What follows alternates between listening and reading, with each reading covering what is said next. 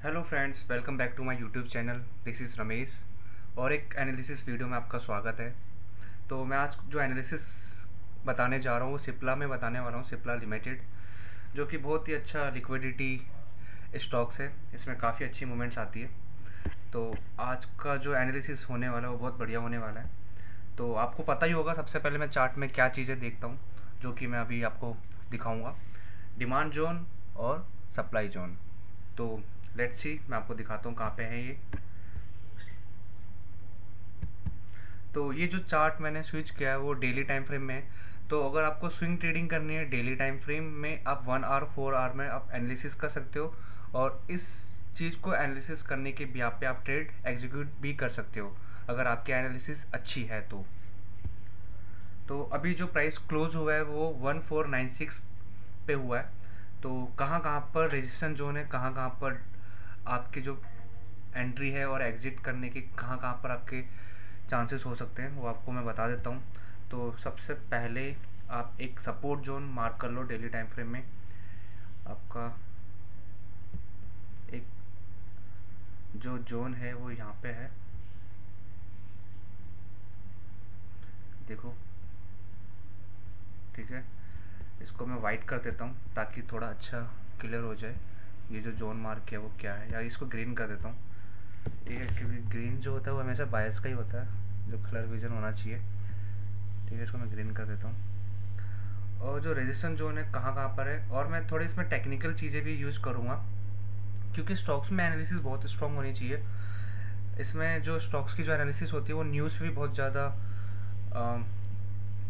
Trade होती है, क्योंकि अगर न्यूज़ थोड़ी नेगेटिव होती है तो कल स्टॉक्स में बहुत ज़्यादा मूवमेंट जो होगी वो नेगेटिव ही होगी। और इसमें बहुत ज़्यादा फंडामेंटल भी चीज़ें देखनी पड़ती है स्टॉक्स में। अगर इसकी कंपनी की फंडामेंटल अच्छी है, स्ट्रॉन्ग है, तो यहाँ पे आप इन्वेस्टमेंट की तरफ भी देख सकते हो। और अगर आपको फंडामेंटल की नॉलेज नहीं है, अगर आप ट्रेडर हो, आपको टेक्निकल की चीज़ें ज़्यादा नॉलेज है और चार्ट और प्राइस एक्शन ये सारी चीज़ें की नॉलेज है, तो आप चार्ट के बिहाफ पे आप ट्रेड एग्जीक्यूट कर सकते हो। तो मैं आपको यहाँ पे सब चीज़ बताने वाला हूँ। तो ये डेली टाइम फ्रेम में एक रेजिस्टेंस जोन जो है वो 1538 के आसपास है, ठीक है। ये चीज़ें मेरे को फाइंड मिलती क्यों नहीं है, मेरे टूल जो होते हैं वो गायब हो जाते हैं, आधा टाइम तो मेरा इसी में वेस्ट हो जाता है।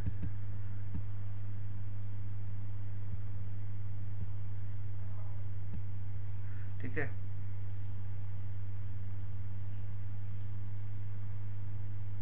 एक रेजिस्टेंस जोन है, इसको मैं रेड कर देता हूँ।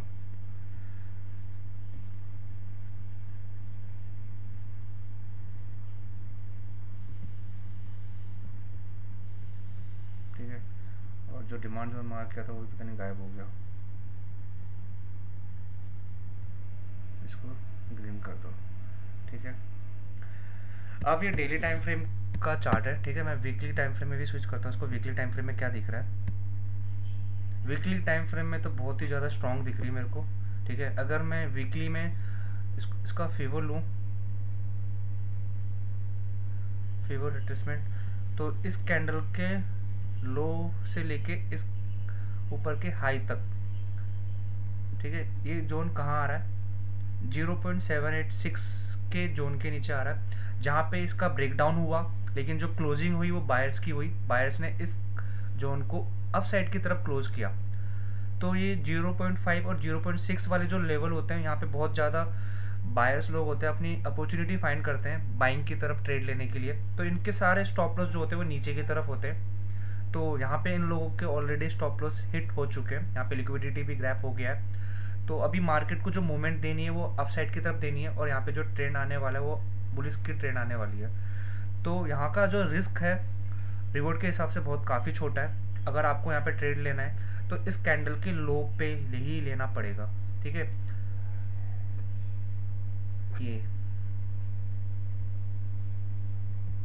हॉरिजॉन्टल रे मार्क कर देता हूँ। इस कैंडल के लो पे आप अपना स्टॉप लॉस लगा के, जो बहुत ज़्यादा बड़ा भी है, मान सकता हूँ प्राइस ऊपर निकल गया है, लेकिन जो एक सेफ जो रिस्क है इस कैंडल के लो पे ही होगा, ठीक है। लेकिन मैं आपको यहाँ पे एक छोटा सा, इस कैंडल पे अगर आप अपना लो लगाओगे, ठीक है, इस कैंडल के लो के नीचे अपना स्टॉप लॉस लगाओ और जो टारगेट होने वाला है वो यहाँ पे होने वाला है। जो पहला टारगेट होना चाहिए वो 15 से 40 के आसपास होना चाहिए, क्योंकि यहाँ पे बहुत अच्छा रेजिस्टेंस जोन है, यहाँ पे सेलर्स काफ़ी ज़्यादा बैठे हुए हैं।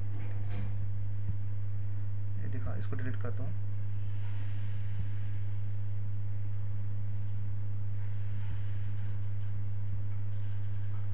ठीक है, तो डेली टाइम फ्रेम में तो ऐसा दिख रहा है चार्ट। और यहाँ से जो मैंने ये जो जोन मार्क किया है, ठीक है, ये जोन यहाँ से मैंने इसके हाई तक, यहाँ तक मैंने फीवो रिट्रेस किया। जो जोन था यहाँ पे 0.5 और 0.6 का लेवल ब्रेक कर दिया था। लेकिन जो ये वाली कैंडल है, ठीक है, ये वाली जो फर्स्ट कैंडल है, ये वाली, इस कैंडल ने क्या किया, यहाँ पे जो जोन मार्क किया है एक डिमांड की तरह काम कर रहा है, इस कैंडल ने अप साइड की तरफ क्लोज कर दिया। अगर यहाँ पे सेलर्स बहुत ज़्यादा स्ट्रॉन्ग होते तो यहाँ पे बहुत ईजिली डोमिनेट कर सकते थे बायर्स को, तो जो कि यहाँ पे नहीं हुआ। तो यहाँ पे देखो क्या क्या कंफर्मेशन मिल रही है आपको। एक, जो यहाँ पे डिमांड जोन मार्क किया। दूसरा, मैंने यहाँ से लेके इस लेवल तक फीवो रिट्रेस किया, जो कि 0.5 और 0.6 का जो लेवल था वो ब्रेक कर दिया, और यहाँ पे लिक्विडिटी भी मिल गई मार्केट को। ठीक है, और यहाँ पे सेम इसी प्राइस पे यहाँ पे मूवमेंट आ रही है अप साइड की तरफ। ठीक है, 3 कंफर्मेशन मिल गई। अब मैं आपको चौथा कंफर्मेशन भी देने वाला हूँ, इसको डिलीट कर दो।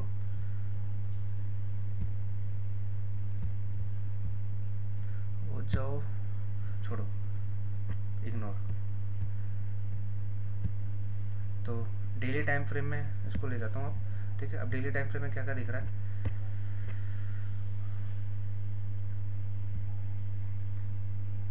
यहाँ से अगर मैं एक ट्रेंड लाइन लूँ, ठीक है,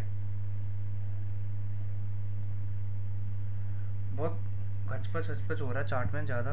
ठीक है, बहुत सारी चीज़ें मैंने ड्रॉ कर दी है, आपको समझ में नहीं आएगी। पहले मैं इसको डिलीट कर देता हूँ। ठीक है, ये सारा क्लियर करने के बाद, ठीक है, एक ये वीडियो ज़्यादा लंबी नहीं रखेंगे। ठीक है, ज़्यादा कम टाइम पे मैं आपको अच्छी चीज़ें एनालिसिस करके सिखाऊंगा।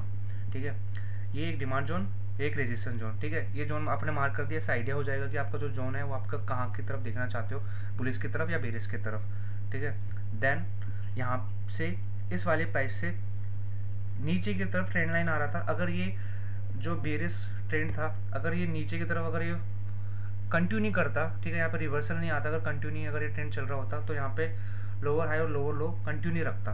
तो यहाँ पे क्या हुआ, यहाँ पे जितने भी सारे बायर्स थे इस एरिया में, ये वाला, ठीक है, एक ये हो गया, एक ये हो गया, एक ये, यहाँ पे जितने भी सबके स्टॉप लॉस थे वो हिट हो चुके हैं। इस कैंडल ने क्लोजिंग जो करी वो अपसाइड की तरफ करी।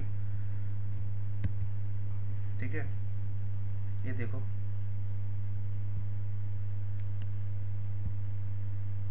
ये फर्स्ट अटेम्प्ट,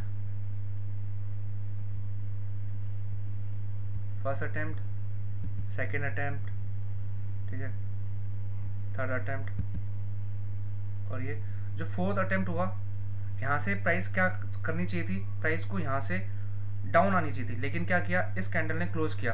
अब जो ज़्यादा हम जैसे जो ट्रेडर होते हैं, रिटेल ट्रेडर, तो वो इस ब्रेकआउट पे एंट्री ले लेते हैं कि हाँ ट्रेंड लाइन का ब्रेकआउट हो गया, बाकी सिर्फ वो बाकी चीज़ें नहीं देखेंगे, सिर्फ ये ट्रेंड लाइन देखेंगे, हाँ ट्रेंड लाइन ड्रॉ कर दिया, इसका ब्रेकआउट आ गया, यहाँ पे एंट्री बना दो। और उनको ये नहीं दिख रहा होगा कि यहाँ पे एक रेजिस्टेंस जोन भी है जहाँ से बार बार सेलिंग आ रही है। ठीक है, फर्स्ट बार सेलिंग आई, सेकेंड बार, थर्ड बार, अभी फोर्थ टाइम भी यहीं से सेम सेलिंग आएगी।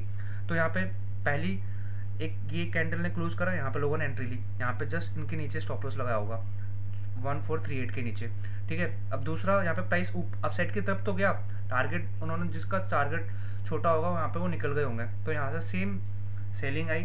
देन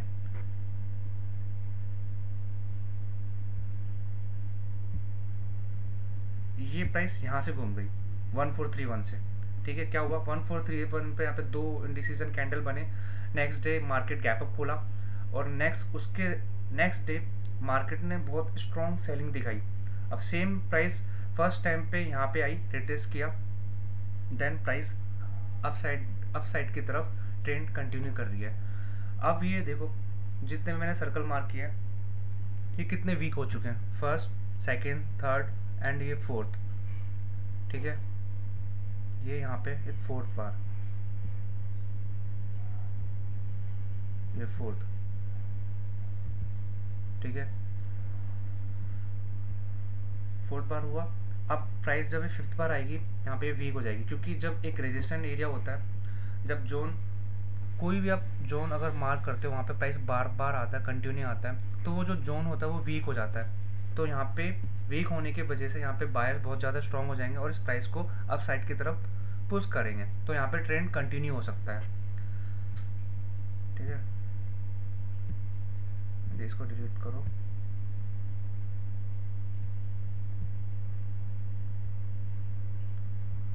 एक एक चीज़ डिलीट करनी पड़ती है। अगर मेरे पे माउस होता तो बहुत अच्छे से इजीली हो जाता, लेकिन माउस नहीं है, बिना माउस के थोड़ी फिंगर की मूवमेंट फास्ट नहीं है, स्लो होती है, ठीक है। अब देखो, अगर आप लॉन्ग की तरफ अगर आप यहाँ पे एंट्री देखोगे तो यहाँ पे ऑलरेडी प्राइस काफ़ी ऊपर चली गई है, ठीक है।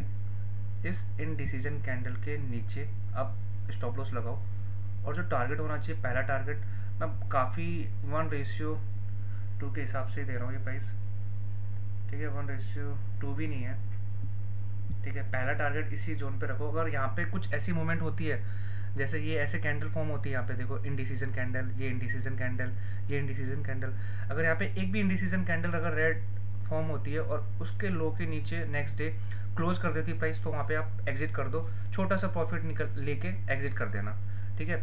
और देन अगर इस रेजिस्टेंस एरिया का अगर ब्रेकआउट होता है तो ये प्राइस दूसरा टारगेट जो मिलेगा वो 1600 के आसपास मिलेगा, ठीक है।